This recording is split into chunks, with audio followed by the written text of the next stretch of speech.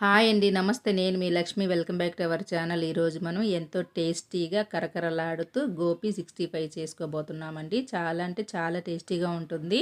అచ్చం మనం రెస్టారెంట్‌లో తిన్నంత టేస్టీగానే ఉంటుందండి. ఇంట్లోనే ఇలా సింపుల్‌గా, ఈజీగా ప్రిపేర్ చేసుకోవచ్చు. పిల్లల నుంచి పెద్దల వరకు ఇష్టంగా తింటారండి ఇలా చేసుకున్నామంటే. ఇలా చేసుకుంటే మనకి మళ్ళీ హోటల్‌కి పోయి తినాలనిపించదు కదా! అంత బావుంటుంది. ఇప్పుడు ఇది ఎలా చేయాలో తయారీ విధానం చూద్దాము. ముందుగా మనం ఇలాంటి మీడియం సైజ్ కాలీఫ్లవర్ ఒకటి తీసుకునేసి దీన్ని చిన్న చిన్న పీసెస్‌గా కట్ చేసుకోవాలి. మనకి ఈ కాలీఫ్లవర్ అనేది కొలతల ప్రకారం ఉండదు కదా! పీసెస్ లెక్కన ఉంటుంది కాబట్టి ఇలా మీడియం సైజ్‌దైనా, కొద్దిగా పెద్దదైనా మనం చేసేదాన్ని బట్టి చూసి తీసుకోవచ్చు. ఇప్పుడు ఈ కాలీఫ్లవర్‌ని చిన్న చిన్న ముక్కలుగా కట్ చేసుకునేద్దాము. ఈ కాలీఫ్లవర్ అనేది మరీ అంత చిన్నది కాకుండా, పెద్దది కాకుండా మీడియం సైజ్ ముక్కలుగా ఉండాలండి. ఇలా నేను వీడియోలో చూపిస్తున్నట్టుగా మీడియం సైజు ముక్కలు కట్ చేసుకునేస్తే మనకి ఆయిల్‌లో వేసినప్పుడు ఈ ముక్క అనేది కొంచెం చిన్నదైపోతుంది. చూసారు కదా! మొత్తం అంతా ఇదేలాగా కట్ చేసుకోవాలండి. అన్నీ కట్ చేసుకున్న తర్వాత పీసెస్ ఎంత సైజు ఉందా అని కూడా మీకు చూపిస్తాను చూడండి. ఇంత సైజు ఉంటే సరిపోతుంది. ఇప్పుడు వీటిని పక్కన పెట్టుకునేసి స్టవ్ మీద ఒక గిన్నె పెట్టుకునేసి అందులో కొద్దిగా నీళ్లు వేసుకున్నాక ఇందులోనే కొద్దిగా ఉప్పు, ఒక అర టీ స్పూన్ సాల్ట్ వేసుకునేసి ఇవి బాగా కాగిన తర్వాత మనం కట్ చేసి పెట్టుకున్న కాలీఫ్లవర్‌ని వేసుకోవాలి. మనకి ఇందులో అయిన పురుగులు అలాంటివి ఉంటే కూడా ఈ నీళ్ళలో వచ్చేస్తాయి. వేసుకున్న తర్వాత దీన్ని ఒక్క నిమిషం ఇట్లా బాగా అటు ఇటు తిప్పుకునేసి కాలీఫ్లవర్ సాఫ్ట్‌గా అయ్యేంత వరకు ఒక 2, 3 నిమిషాలు ఉడకనియ్యాలి. ఒక 3 నిమిషాల తర్వాత మళ్ళీ చూద్దాము. ఒక 3 నిమిషాల తర్వాత ఇట్లా ఒకసారి కలబెట్టుకునేస్తే మనకు ఉడికిపోయింది లేనిది తెలుస్తుంది కదా! ఇప్పుడు ఈ నీళ్ళన్నీ వంపేసుకునేసి స్టెయినర్‌లో వడపోసుకోవాలండి. ఇలా స్టెయినర్‌లో వడపోసుకునేసి దీన్ని పక్కన పెట్టుకునేద్దాము. ఈ లోపల మనం ఒక మిక్సింగ్ బౌల్ తీసుకునేసి ఇందులోకి ఒక కప్పు నిండా మైదా పిండండి ఇది. ఈ కప్పు నిండా మైదా పిండి వేసుకునేసి అలానే ఒక అర కప్పు కార్న్‌ఫ్లవర్ వేసుకోవాలి.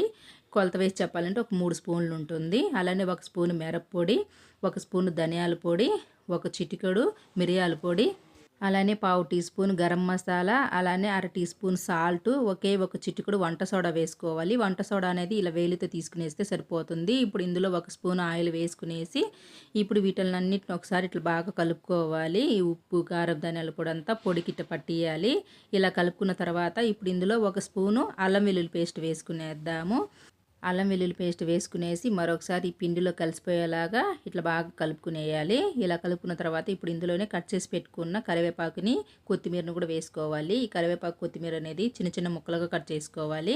ఇప్పుడు ఈ కరివేపాకుని, కొత్తిమీరను కూడా ఒకసారి ఇట్లా బాగా కలుపుకునేసి ఇప్పుడు ఇందులో ఒక చిటికెడు రెడ్ ఫుడ్ కలర్ వేసుకుందాము. మనకి ఇది రెస్టారెంట్ స్టైల్‌లో రావాలంటే ఇలా ఫుడ్ కలర్ వేయాలండి. ఒకవేళ ఇంట్లోనే మనం చేసుకొని తినాలా, రెస్టారెంట్ స్టైల్‌లో వద్దు అనుకుంటే ఫుడ్ కలర్ వేయకుండా చేసుకోవచ్చు. ఇది ఆప్షనల్ మాత్రమే. ఇప్పుడు ఇందులోనే కొద్దిగా నీళ్లు వేసుకుంటూ ఈ పిండిని మొత్తం కలుపుకోవాలి.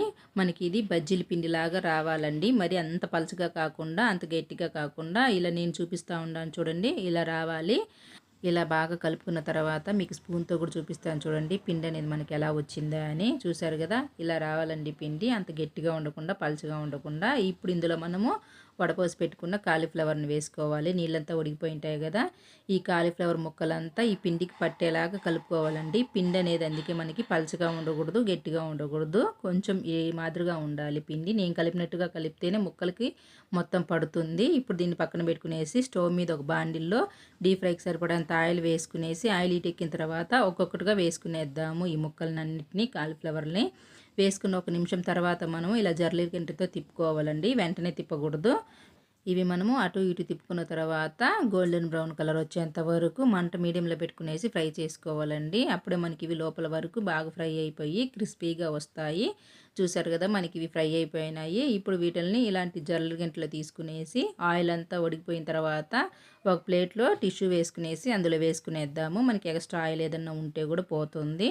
ఇవి మొత్తం తీసుకున్న తర్వాత ఇలా టిష్యూ పేపర్‌లో వేసుకునేద్దాము. ఇప్పుడు మిగతాటివి కూడా ఇదే మాదిరి వేసుకుందామండి. ఆయిల్ అనేది హీట్‌గా ఉంటుంది కదా! సిమ్‌లోకి మార్చుకునేసి ఇవి వేసుకున్న తర్వాత మీడియంగా పెట్టుకోవాలి మంట అనేది. మిగతాటియన్నీ ఇదేలాగా నూనెలో ఫ్రై చేసుకునేద్దాము. నాకైతే ఒక 3 సార్లకు వచ్చిందండి మనం కలిపి పెట్టుకున్న పిండంతా.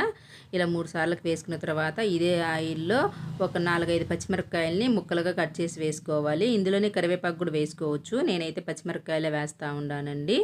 ఎంతో టేస్టీ అయిన గోబీ 65 రెడీ అయిపోయింది. ఇందులో మనం టమాటా కెచప్ వేసుకొనైనా తినొచ్చు, లేదా ఇట్లా ఉట్టిదైనా తినొచ్చండి. చాలా బావుంటుంది. సింపుల్‌గా కూడా చేసుకోవచ్చు. ఈ వీడియో గనుక నచ్చితే లైక్ చేయండి, షేర్ షేర్ చేయండి. మరిన్ని రెసిపీస్ కోసం మన ఛానల్ని సబ్స్క్రైబ్ చేసుకొని పక్కనే ఉండే బెల్ ఐకాన్ని క్లిక్ చేస్తే నేను పెట్టే వీడియో మీకు నోటిఫికేషన్ వస్తుంది. ఇది మీరు కూడా ఒకసారి ట్రై చేసి చూసి మీకు ఎలా వచ్చిందనేది కింద కామెంట్లో చెప్పండి.